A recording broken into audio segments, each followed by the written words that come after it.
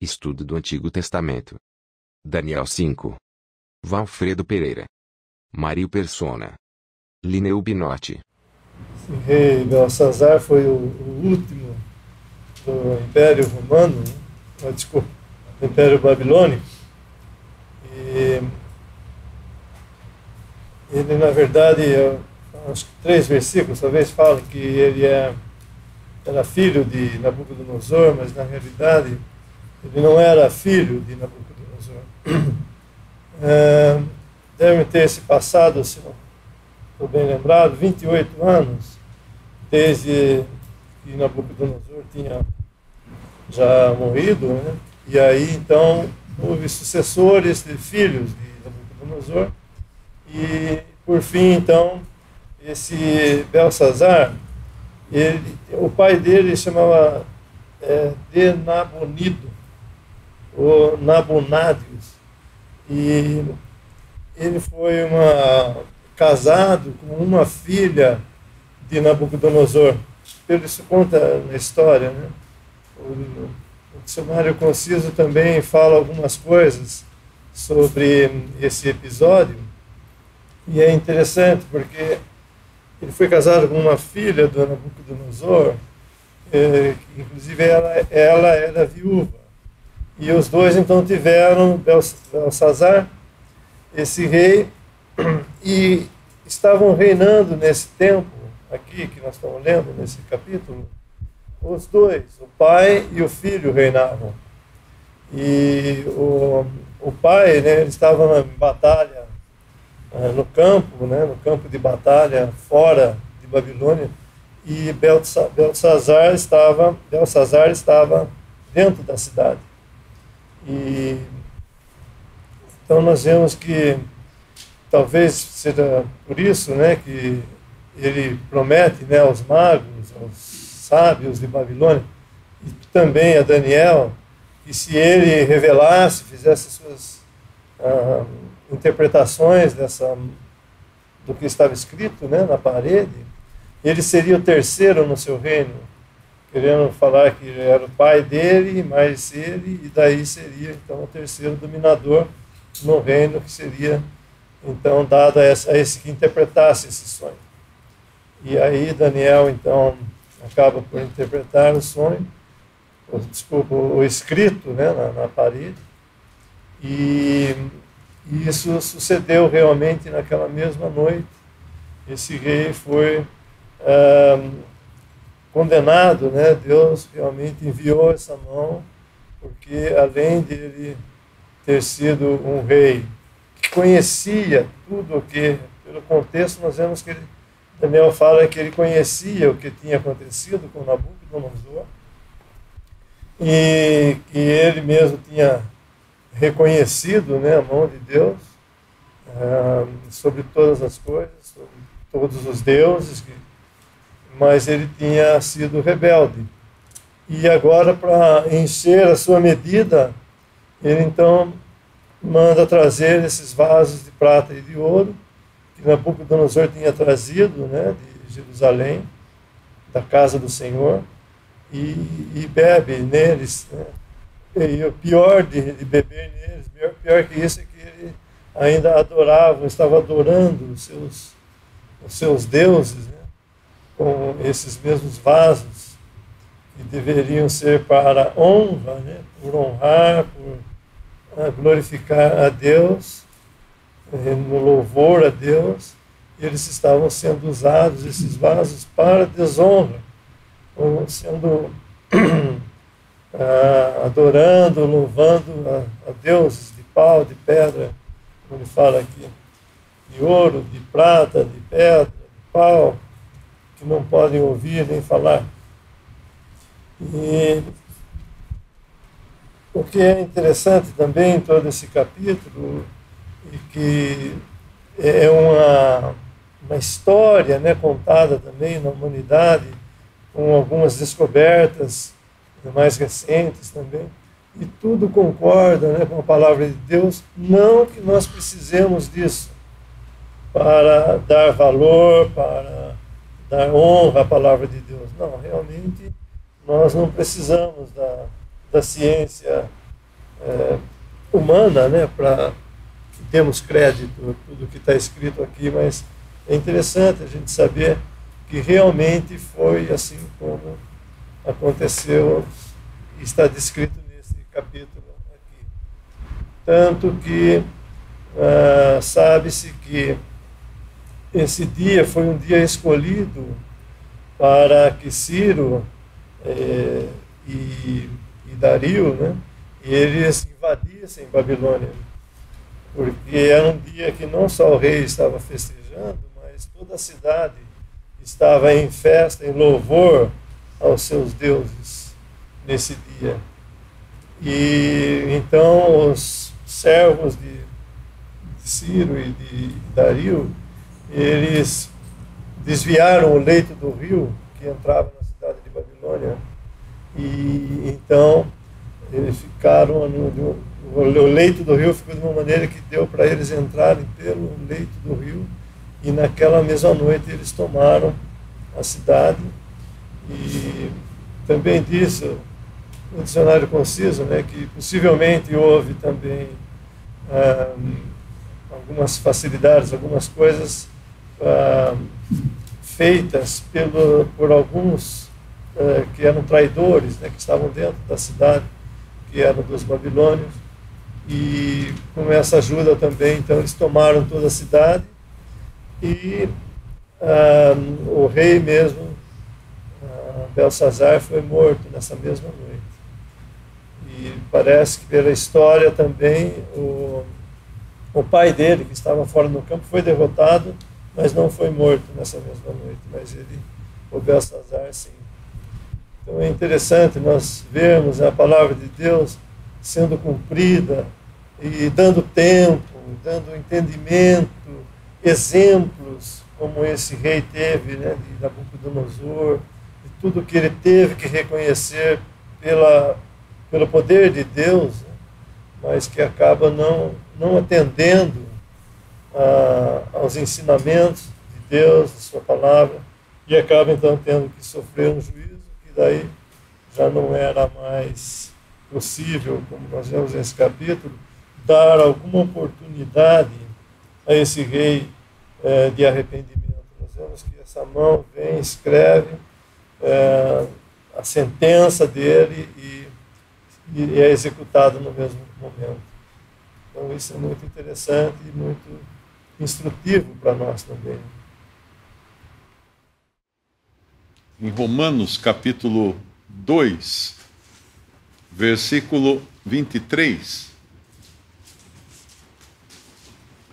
é interessante quando nós lemos uma passagem como essa de Daniel e buscamos um panorama mais amplo do que aconteceu ali. A Bíblia é riquíssima em nos ensinar coisas que às vezes vão além até do que está na passagem, mas claro, não vão além do que ensina a palavra de Deus. Em Romanos capítulo 2, versículo 23, Paulo está aqui criticando os judeus. Ele diz: tu que te glorias na lei, desonras a Deus pela transgressão da lei. Porque, como está escrito, o nome de Deus é blasfemado entre os gentios por causa de vós. Isso é uma coisa muito solene que diz aqui, e ela é repetida, porque Paulo está citando passagens do Antigo Testamento, provavelmente ele cita Isaías 52, que diz: o meu nome é blasfemado incessantemente todo dia. Tem uma outra passagem que diz: eu santificarei o meu nome, que foi profanado entre as nações, o qual profanastes no meio delas. E as nações saberão que eu sou o Senhor, diz o Senhor Jeová, quando eu for santificado aos seus olhos. Então as nações profanaram o nome de Deus, e isso por causa do povo de Deus. Essa que é a parte interessante desse capítulo nosso. Porque se nós perguntarmos como poderia esse rei gentil utilizar os utensílios de ouro e de prata, do versículo 2, havendo Belsazar provado o vinho, mandou trazer os utensílios de ouro e de prata que Nabucodonosor, seu pai, tinha tirado do templo, que estava em Jerusalém, para que bebessem neles o rei, os seus grandes, as suas mulheres e concubinas. Quem patrocinou isso? Quem patrocinou essa festa, fornecendo todos os utensílios para que fossem usados de uma maneira totalmente inversa àquela que Deus tinha determinado para aqueles utensílios? Quando a gente volta na história, eu creio que é o rei Ezequias, não é? Que mostrou tudo que tinha no seu palácio e tudo que tinha no templo para os seus inimigos. E Deus avisou Ezequias: tudo isso que você mostrou, eles vão buscar depois. Como que ele se gabava da riqueza que havia em Israel. Podemos até ir lá, Ezequias é em...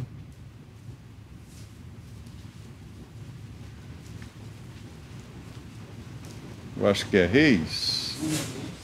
Primeira Reis? Segunda Reis, né?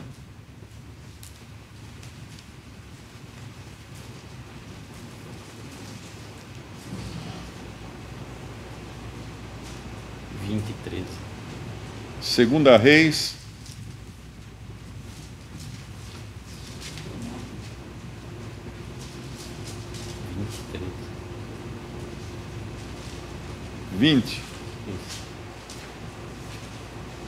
Segunda Reis, capítulo 20, versículo 13.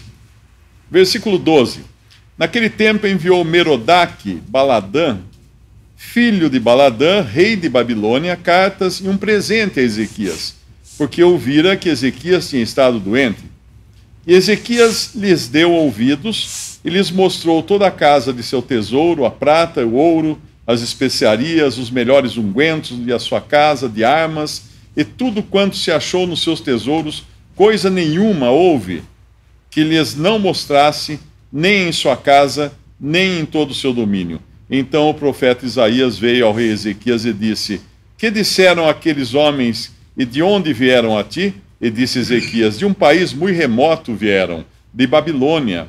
E disse ele: que viram em tua casa? E disse Ezequias: tudo quanto há em minha casa viram. Coisa nenhuma há nos meus tesouros que eu lhes não mostrasse. Então disse Isaías a Ezequias: ouve a palavra do Senhor. Eis que vem dias em que tudo quanto houver em tua casa, com que entesouraram teus pais até o dia de hoje, será levado para a Babilônia. Não ficará coisa alguma, disse o Senhor. E ainda até de teus filhos que procederem de ti e que tu gerares tomarão, para que sejam eunucos no paço do rei de Babilônia. Isso aqui começa, na realidade, esse patrocínio da festa de Belsazar começou lá em Jerusalém, quando Ezequias, querendo exibir, né, o seu poder do seu reino, a sua riqueza, convidou o inimigo para observar tudo que ele tinha. E ali foi lavrado já essa sentença do profeta Isaías do que iria acontecer com todas aquelas riquezas. Mas quando a gente volta um pouco mais atrás, por que Ezequias teria feito isso, não é? Se nós voltarmos um pouco antes, no mesmo capítulo, nós vemos que ele estava doente. No versículo 1, naqueles dias adoeceu Ezequias de morte, e o profeta Isaías, filho de Amós, veio a ele e lhe disse: assim diz o Senhor, ordena a tua casa, porque morrerás e não viverás. Então Deus já tinha avisado, esse era o plano de Deus para Ezequias. Morrerás e não viverás. Então virou o rosto para a parede e orou ao Senhor, dizendo: ah, Senhor, se servido de te lembrar de que andei diante de ti em verdade, com o coração perfeito, fiz o que era reto aos teus olhos. E chorou Ezequias muitíssimo. Sucedeu, pois, que não havendo Isaías ainda saído do meio do pátio, veio a ele a palavra do Senhor, dizendo: volta e diz a Ezequias, chefe do meu povo, assim diz o Senhor, Deus de Davi, teu pai, ouvi a tua oração, vi as tuas lágrimas, eis que eu te sararei, ao terceiro dia subirás à casa do Senhor, e acrescentarei aos teus dias 15 anos. e das mãos do rei da Assíria te livrarei, a ti e a esta cidade, e ampararei essa cidade por amor de mim e por amor de Davi, meu servo. E aí então é contado aqui como que aconteceu essa cura de Ezequias. Mas o ponto aqui é que Deus tinha determinado um tempo de vida para ele. E um tempo de vida muito bem sucedida. Ezequias, nesse tempo de vida, ele agradou o Senhor, ele fala isso e era verdade. Ele realmente tinha andado nos caminhos do Senhor e ele tinha feito grandes coisas no meio do seu povo. Tinha terminado o trabalho dele, o que ele queria mais. Mas ele chora, ele insiste, ele ora, natural isso para qualquer ser humano, não é? Mas essa foi a desgraça dele. A desgraça de Ezequias começa no dia em que ele não escuta a palavra do Senhor que havia determinado um tempo de vida para ele. Ele quer mais, ele quer mais tempo. E o Senhor dá a ele 15 anos. Na sua misericórdia, na sua graça, o Senhor pode nos dar aquilo que nós pedimos. Muitas vezes nós não sabemos como pedir, como convém, né? Por isso que nós precisamos da ajuda do Espírito Santo. Mas existe uma vontade do Senhor e existe a permissão do Senhor. E aqui a vontade do Senhor era no versículo 1, ordena a tua casa, porque morrerás e não viverás. E a permissão do Senhor, tá bom, vou te dar mais 15 anos. Nesse período de 15 anos é quando Ezequias, então, faz essa exibição de todas as riquezas. Ele mostra o ouro ao bandido, vamos chamar assim, né? Ele revela os seus tesouros e aumenta a cobiça e o desejo dos invasores de tomarem Jerusalém. E não só isso, mas nesses 15 anos, Ezequias vai ter um filho, chamado Manassés, que é o que vem no capítulo 21 de 2 Reis. No versículo 2 fala assim: fez o que era mal aos olhos do Senhor, esse Manassés, conforme as abominações dos gentios que o Senhor desterrara de suas possessões e diante dos filhos de Israel. Porque tornou a edificar os altos que Ezequias, seu pai, tinha destruído, levantou altares a Baal, fez um bosque como que fizera Acabe, rei de Israel, se inclinou diante de todo o exército dos céus e o serviu. E edificou altares na casa do Senhor, de que o Senhor tinha dito: em Jerusalém porei o meu nome. Também edificou altares a todo o exército dos céus em ambos os átrios da casa do Senhor. Ou seja, e até fez passar seu filho pelo fogo, neto de Ezequias. Ele matou o neto de Ezequias, queimado, e adivinhava pelas nuvens, e era goureiro, instituiu adivinhos e feiticeiros, e prosseguiu em fazer mal aos olhos do Senhor para o provocar a ira. Também pôs uma imagem de escultura do bosque que tinha feito na casa de que o Senhor dissera a Davi e a Salomão, seu filho: nesta casa em Jerusalém, que escolhia todas as tribos de Israel, porei o meu nome para sempre. Ou seja, ele levou, antes até do povo judeu ser levado para o desterro, para a Babilônia, ele levou Babilônia para dentro de Jerusalém. Ele levou a adoração aos ídolos, a Baal, para dentro de Jerusalém. Segundo os historiadores, a estátua de Baal era feita de metal, era um gigante, né, de metal, com os braços estendidos para frente e um buraco no peito. E eles colocavam, Baal exigia sacrifícios humanos. Então eles punham fogo dentro dessa estátua de metal, como se fosse um grande forno, não é? E esses braços eram ligeiramente inclinados para dentro. E aí nos braços eles colocavam um bebê, e o bebê, sentindo o calor, o braço começava a esquentar, ele se mexia, rolava e caía dentro do buraco da estátua, naquela fornalha que havia dentro. Era assim que eram oferecidos, as crianças eram oferecidas a Baal. Então esse homem Manassés, filho de Ezequias, trouxe para dentro do templo de Deus toda a abominação da qual Deus queria livrar o seu povo. Então começa, na realidade, quando a gente vê um gentil oferecendo uma festa e usando os vasos de ouro e de prata do templo e tudo, isso é café pequeno perto do que fez um do próprio povo de Israel, que era o filho de Ezequias, nesse período justamente que Ezequias preferiu ficar vivo, esse período de 15 anos. Então nós vemos que muitas escolhas erradas nossas, elas levam a difamação do nome de Deus. E aí não adianta falar assim, lá está difamando o nome de Deus, mas o que eu fiz para ajudar nisso?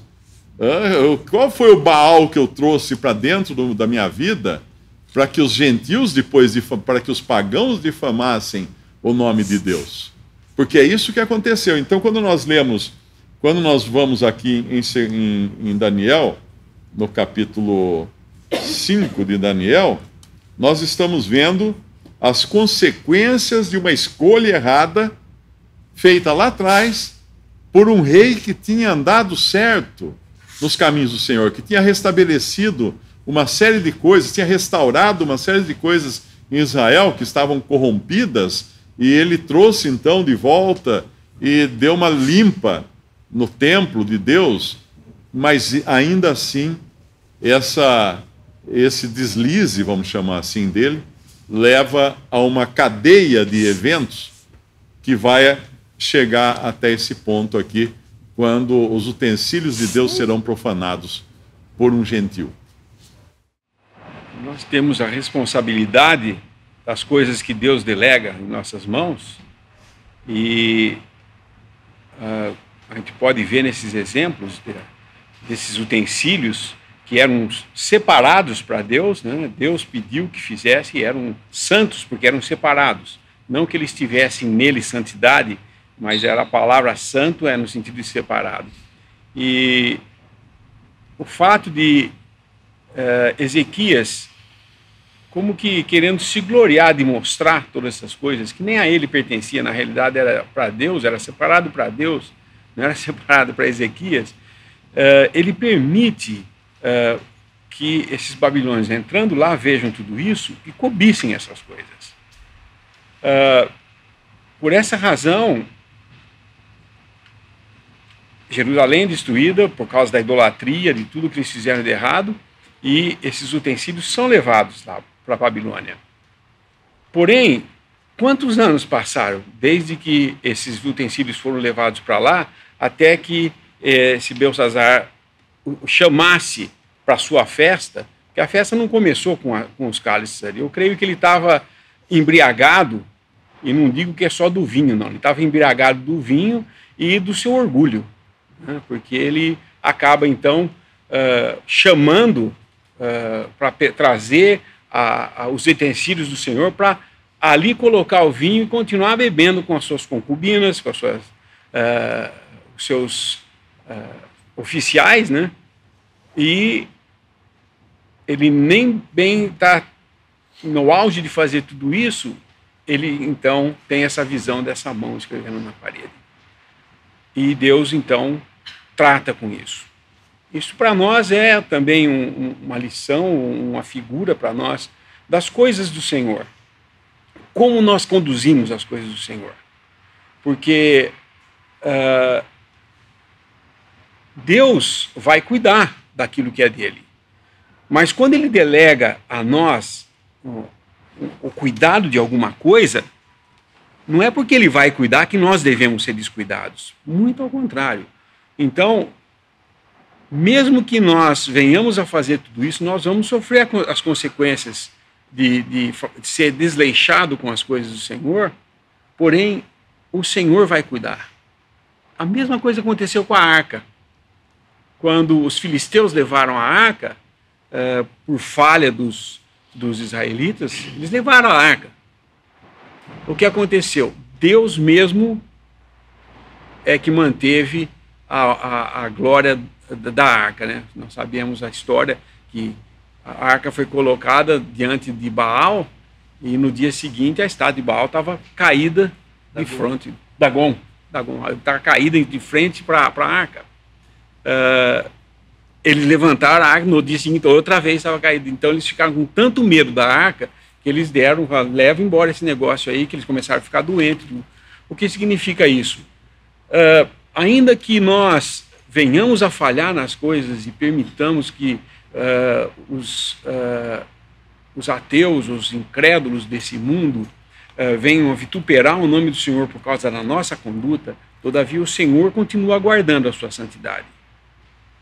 E nós sofremos a consequência disso também. Assim como nós vemos, no caso desse rei, Ezequias, e agora nós vemos aqui um gentil usando os utensílios como que zombando de Deus, porque ele pega os utensílios santos para tomar o vinho e para louvar a ídolos. Deus nunca permite isso. Se tem coisa abominável para Deus, é a idolatria, e quando o homem usa as coisas de Deus como que para zombar com a idolatria. E ele visita, sim, o que o aborrece até a sua terceira e quarta geração, diz em Deuteronômio. E nós vemos aqui, Nabucodonosor fez tudo o que fez, né? Além de trazer outros utensílios, também se orgulhou, fez uma estátua, e apesar de ter visto tudo o que teve, que Deus revelou por meio de sonhos para ele, e que Daniel revelou também pelo poder de Deus, a sua descendência continuou no mesmo caminho. Alguns acreditam que esse Belsazar tenha sido um neto de Nabucodonosor, porque na palavra fala pai, no sentido de pai, né, avô, tudo mais, são pais, né, os pais. Mas era Deus visitando, né, nessa geração, mas aqui acontece uma coisa, não só ele estava tratando com esse Belsazar, que estava fazendo uma coisa errada, julgando ele. Aqui a condenação é de todo o reino, porque a partir dele muda, da cabeça agora vai para a prata, né? Vai para o pescoço, o tronco. Aquela estátua que Nabucodonosor tinha sonhado, onde ele era o primeiro, agora já era um outro reino que estava entrando, o Medo Persa, o intermédio de Dário, que agora começa a governar nesse período que a gente chama, que é o período dos gentios, onde o governo das coisas no mundo Deus entregou na mão dos gentios, e agora o primeiro reino já está caindo. Agora nós vamos entrar no segundo. E assim vem todos os reinos, depois desse cai, vem outro, e assim até o romano, até chegar no final da estátua, que vai ser o fim, quando outra vez as nações vão se organizar contra as coisas de Deus. E é interessante isso, vão fazer o templo, vai querer sentar no trono como se fosse Deus, e vai zombar das coisas de Deus, de novo. E Deus então vem e destrói o último dos reinos dessa estátua, que é o reino romano revivido. São as 10 nações, na figura dos 10 dedos da estátua. Deus não se deixa zombar. Tudo que o homem fizer que não for independência para a honra dele, não vai permanecer, e Deus vai cobrar do homem. E assim a responsabilidade hoje do cristão é andar para que não seja nem tropeço para Israel, nem para o gentil e nem para a igreja de Deus. Então o nosso andar nesse sentido, no sentido de levar a verdade que nós temos. Quanto temos recebido de Deus e o que temos feito com isso. E é Deus mesmo quem vai cuidar dessas coisas, se nós não cuidarmos.